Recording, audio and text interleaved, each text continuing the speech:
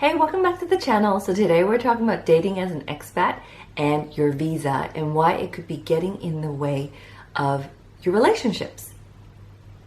So I live in Sydney, Australia, and it's a place that a lot of people want to live.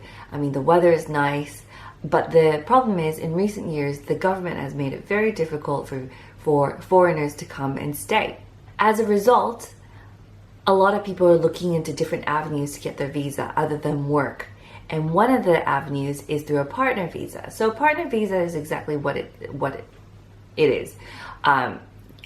Someone, an Australian citizen or resident, sponsors you and you get to stay as long as you're in a relationship until you get your permanent residency, and then it doesn't matter if you're in a relationship or not.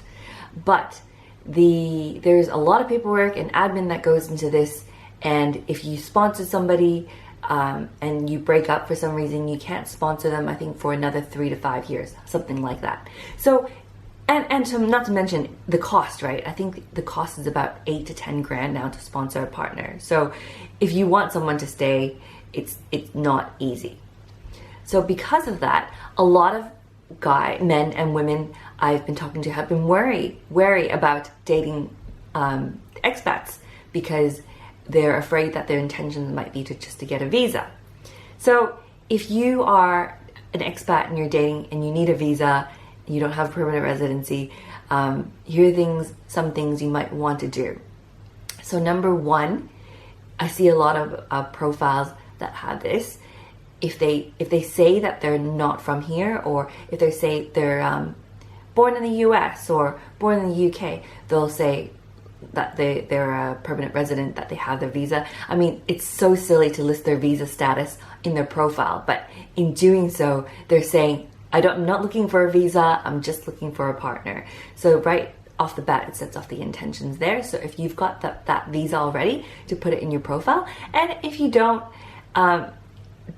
put in your profile looking for a partner visa or need a visa to stay, because that screams just alarm bells and red flags. I've seen both of two types of profiles of people who are saying, yep, I don't need a visa, and people who are screaming that they desperately need a visa on their dating profile. The second thing not to do is to not mention that you need a visa on the first to 3 dates. So I've spoken to many single men who tell me that they run the other way when someone they're dating tells them that they need a visa right off the bat.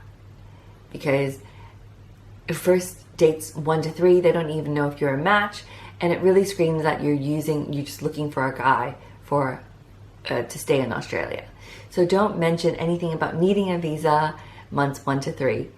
Number 3 is look for other ways to stay. So I remember when I broke up with my then ex, I looked through every avenue. So one way is you can apply to be a student, and I think if you studied for a lump sum amount of time, then you can stay for another year, and then maybe you can get potentially sponsored by an employer and stay that way.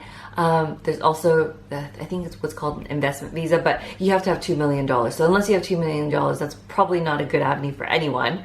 And then there is also the employer-sponsored route, although they've changed that already. Employers can only sponsor you to stay if you're in a certain industry. So again, I'm not an immigration agent, but I have looked into many of these avenues. So just see if there are any other ways that you can stay without meeting someone, all right? But the number one tip is, if you don't want your visa to get in the way of you finding someone that you're truly compatible with, then don't mention the visa thing at the beginning at all. So have you ever been blocked or ghosted because of your visa status? I would love to know. Leave me a comment. And as always, if you like this content, please subscribe and like for more. Thanks for watching. Bye.